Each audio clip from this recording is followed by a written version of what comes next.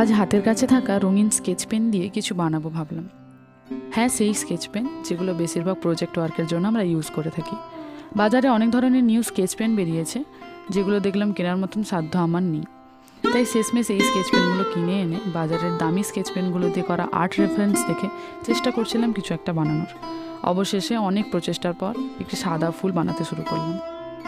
এই সাদা রঙ যা অনেকেরই খুব প্রিয়, আমারও ভালোই লাগে, তবে আমার কাছে সব রঙই প্রিয় এবং পছন্দের।